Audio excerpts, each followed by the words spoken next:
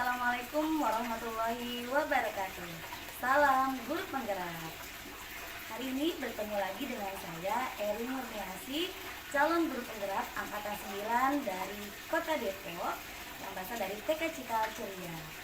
Sore ini saya sudah ditemani oleh Ibu Kepala Sekolah dari TK Cikal Ceria, yaitu Ibu Heger Ayu Utami. Selamat sore Bunda Ayu.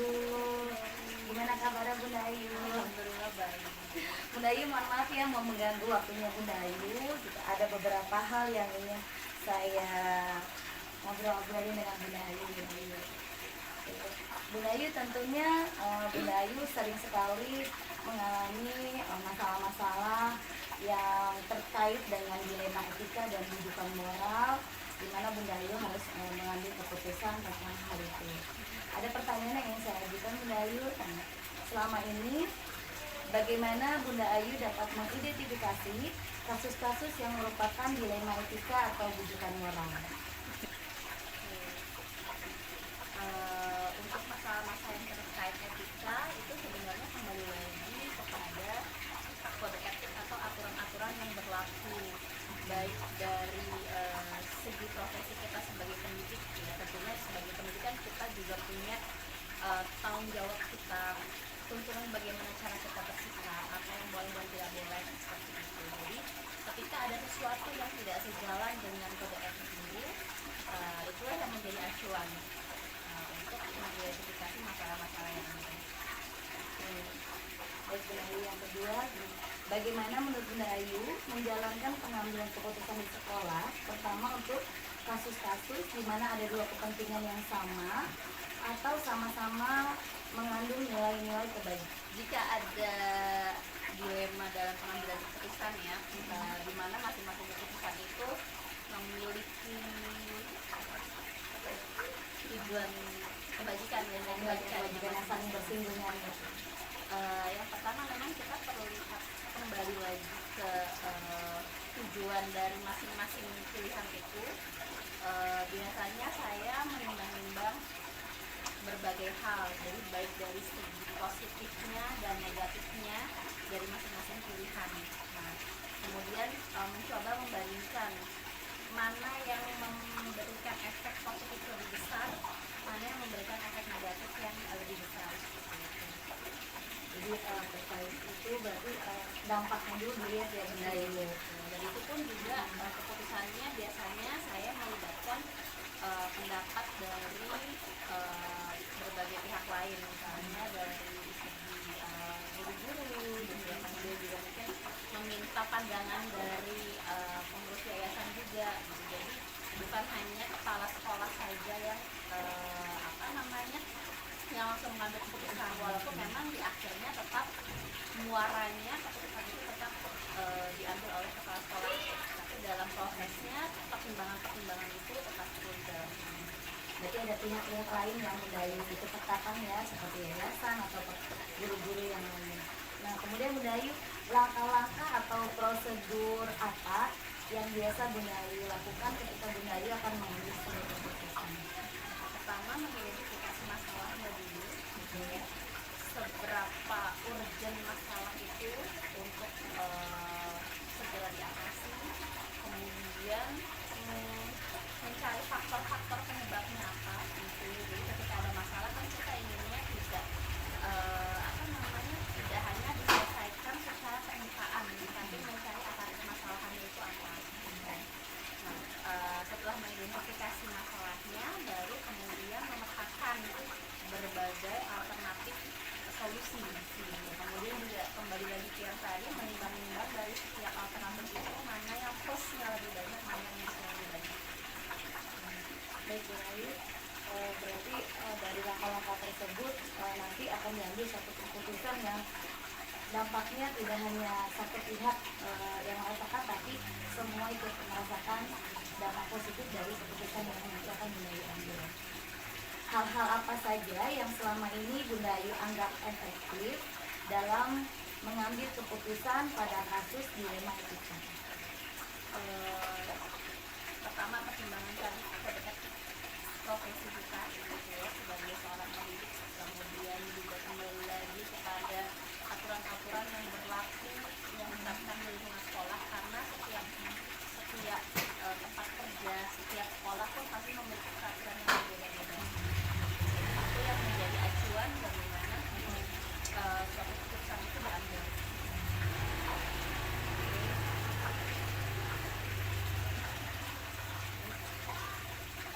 Kemudian hal apa saja yang selama ini merupakan tantangan buat Bunda Ayu dalam mengambil keputusan pada kasus dilema etika? Tantangannya yaitu tadi efek yang didapatkan oleh semua pihak gitu ya, karena ketika kita mengambil keputusan pasti kan ada plus minusnya, pasti akan ada pro kontranya gitu. Dan satu keputusan bisa jadi tidak bisa menyenangkan semua pihak gitu. Itu kita sarankan. Apakah Bunda Ayu memiliki sebuah tata cara atau jadwal tertentu dalam menyelesaikan sebuah kasus dilema etika, atau apakah Bunda Ayu langsung menyelesaikan di tempat atau memiliki sebuah jadwal untuk menyelesaikannya? Bentuk atau prosedur seperti apa yang Bunda Ayu jalankan? Kembali lagi kepada seberapa besar masalah itu yang dihadapi gitu ya. Karena ketika ada satu misalnya satu masalah di mana memang masalah itu butuh penyelesaian cepat, tentunya tidak perlu menunggu jadwal, namun tetap juga dengan mengikuti langkah-langkah yang tadi ya gitu. Jadi misalnya ketika menemukan satu masalah langsung mengambil keputusan saat itu tanpa pertimbangan matang. Jadi tidak semua kasus langsung diselesaikan dengan cepat ya Bunda Ayu. Dilihat dulu dari seberapa berat masalah tersebut. Contohnya misalnya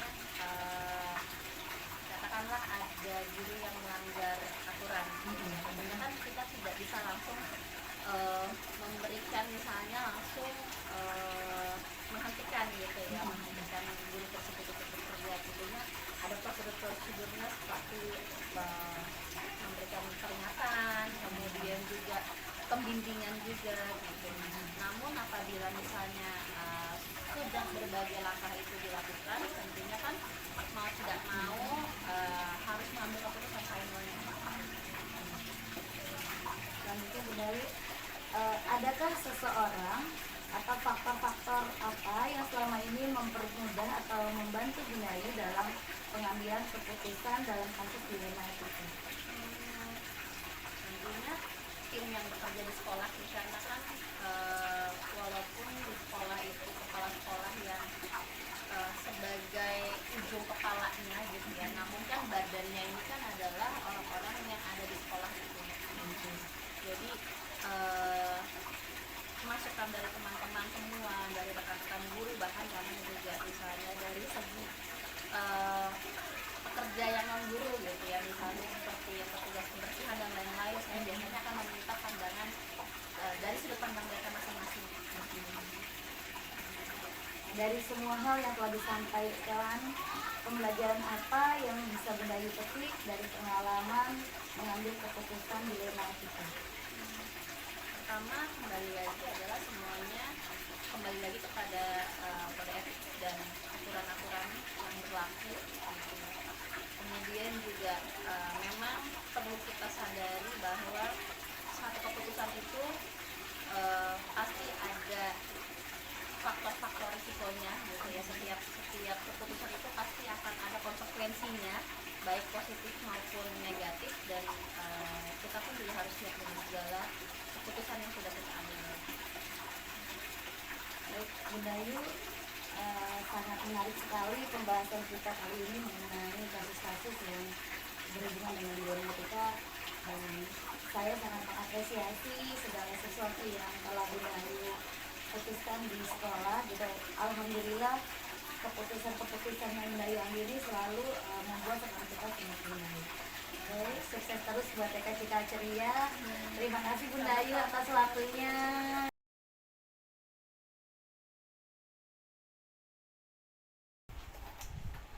Assalamualaikum warahmatullahi wabarakatuh. Waalaikumsalam warahmatullahi wabarakatuh. Salam guru penggerak. Bapak dan Ibu guru hebat, bertemu lagi dengan saya Eri Murniasi, CGP Angkatan 9 dari TK Cikal Ceria, yang hari ini akan melakukan wawancara dengan Kepala TK Islam Al-Kausar. Halo, selamat sore Pak Iqmal. Assalamualaikum. Waalaikumsalam warahmatullahi wabarakatuh, Bu Eri. Bagaimana Pak Iqmal kabarnya hari ini? Alhamdulillah sehat luar biasa. Bu Eri juga gimana kabarnya? Alhamdulillah sehat Pak Iqmal. Pak Iqmal, eh, apakah saya mengganggu waktu Pak Iqmal? Oh, enggak. Enggak, alhamdulillah. Silakan. Jadi mohon maaf ya Pak Iqmal, di sore hari yang hujan ini saya datang ke sini ingin melakukan wawancara kepada Pak Iqmal mengenai beberapa kode etik gitu. Pak Iqmal, selama Pak Iqmal menjadi kepala sekolah ini, kira-kira menurut Pak Iqmal bagaimana perasaan Pak Iqmal ketika Pak Iqmal ditunjuk untuk menjadi kepala sekolah? Oke, buat saya menjadi kepala sekolah adalah suatu amanah besar, tapi sekalipun itu sebuah tantangan untuk saya pribadi. Tentunya ketika Pak Iqmal menjabat sebagai kepala sekolah pasti banyak sekali masalah-masalah yang datang, baik itu berkaitan dengan kode etik atau dilema etik ataupun yang lainnya. Ada beberapa pertanyaan yang ingin saya ajukan kepada Pak Iqmal. Yang pertama, bagaimana Pak Iqmal mengidentifikasi kasus-kasus yang merupakan dilema etik atau bujukan moral? Oke, baik. Berdasarkan pertanyaan yang diajukan Bu Eri kepada saya, yaitu terkait dengan dilema etika, di mana dilema etika itu menurut sepengetahuan saya adalah suatu situasi yang terjadi ketika seseorang harus memilih antara dua pilihan, di mana kedua pilihan secara moral benar tetapi bertentangan. Sementara untuk rujukan moral adalah situasi yang terjadi ketika seseorang harus membuat keputusan antara benar dan salah.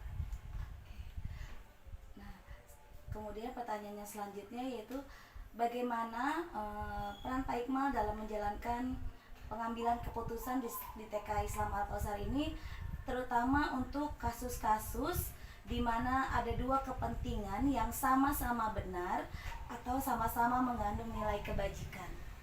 Oke, baik. Terima kasih atas pertanyaannya.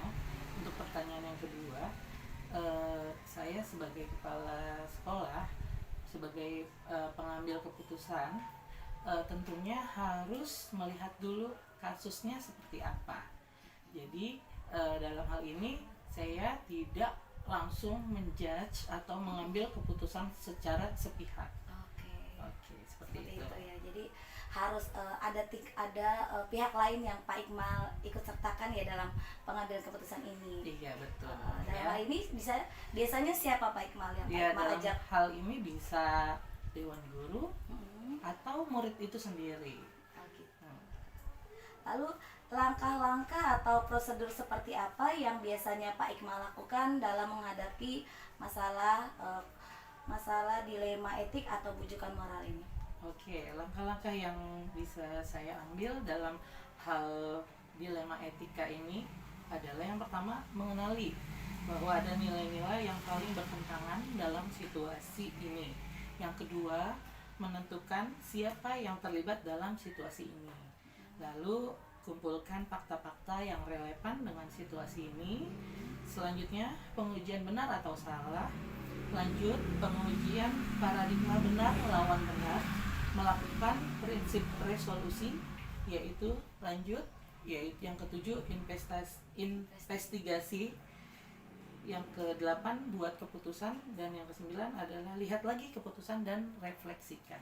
Masya Allah, berarti Pak Iqmal sudah melakukan 9 langkah dalam mengambil keputusan ini ya. Masya Allah. Kemudian Pak Iqmal, hal apa saja yang selama ini Pak Iqmal anggap efektif dalam pengambilan keputusan pada kasus-kasus dilema etik? Oke, baik. Terkait dengan pertanyaan yang berikutnya, hal apa saja yang dianggap efektif ya? Yang menurut saya hal yang sangat efektif adalah bagaimana kita berkomunikasi ya, baik itu antara siswa yang satu, misalnya dalam hal ini misalnya kasusnya pada anak-anak, si A dengan si B, kita tanyakan dulu nih akar masalahnya apa gitu, jangan sampai kita ibaratnya miskomunikasi gitu. Seperti itu Bu Nayari. Oke, baik Pak Iqmal. Berarti Pak Iqmal menanyakan ke beberapa siswa yang terkait ini ya, untuk Iya. kasusnya ini masalahnya apa.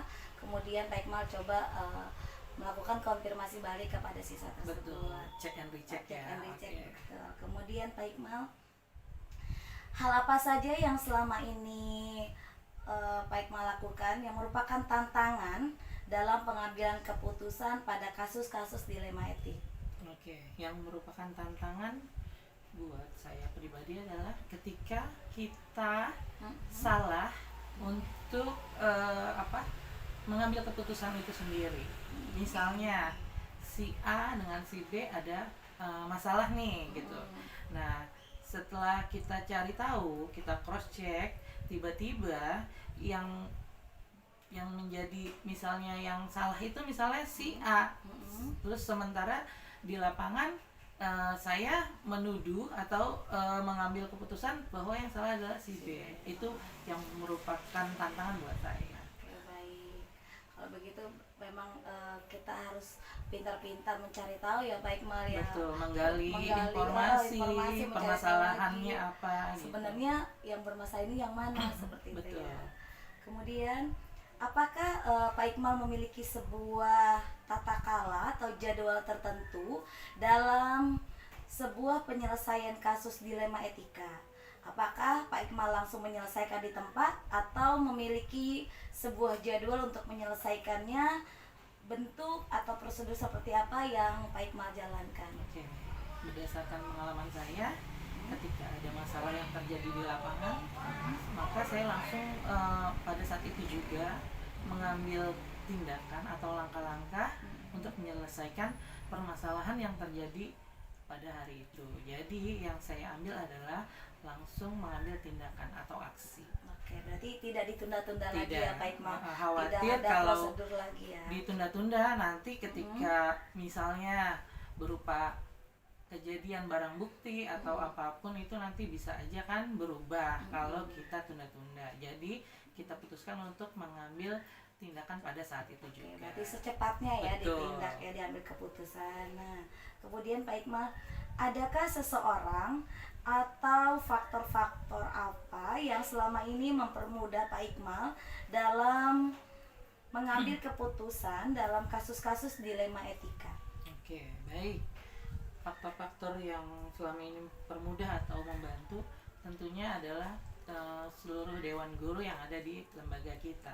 Karena kita adalah satu tim ya, bukan individu. Misalnya saya sebagai kepala sekolah, saya aja gitu yang berhak mengambil keputusan, tapi dewan guru yang lain pun punya andil untuk mengambil memberikan saran atau masukan untuk hal mengambil keputusan tersebut dalam dilema etika ini. Oke, baik, tentunya berarti guru, semua warga sekolah pun Betul. dilibatkan ya Iya. untuk memberikan masukan atau saran untuk Pak Iqmal dalam menetapkan suatu keputusan atau kebijakan ya. Betul, Bu Eri. Oke, nah dari semua hal yang telah disampaikan, pembelajaran apa yang Pak Iqmal bisa petik dari pengalaman Pak Iqmal dalam mengambil keputusan dilema etik? Oke, tentunya semua masalah itu ada solusinya ya kan. Jadi karena ada masalah justru kita belajar banyak hal. Jadi masalah itu adalah masalah itu adalah bagaimana kita mensiasati dan menyikapinya dengan segera. Semoga semua masalah yang ada bisa terselesaikan dengan baik. Tentunya kebijakan nanti yang Pak Iqmal ambil itu tidak menguntungkan satu pihak saja ya Pak Iqmal. Betul. Pastinya ya. Jadi kita ada win-win solution ya. Jadi Oke. tidak merugikan satu pihak tapi dua-duanya sama balance. Seperti itu Bu Neri. Oke, Pak Iqmal, terima kasih banget atas waktunya dan wawancaranya di sore hari ini. Semoga saya doakan ya Pak Iqmal, semoga TK Islam Al-Kausar ini tambah sukses, Amin. muridnya tambah banyak dan Amin. semakin berkembang. Amin ya Rabbal Buat Pak Iqmal Alamin. juga semakin berkembang terus karirnya sebagai kepala sekolah, mudah-mudahan nanti bisa mencapai karir yang lebih baik lagi, Terima kasih, lebih tinggi Bu lagi Eri. dari kepala sekolah. Oke, Amin. terima kasih buat waktunya Pak Iqmal. Sama-sama Bu Eri.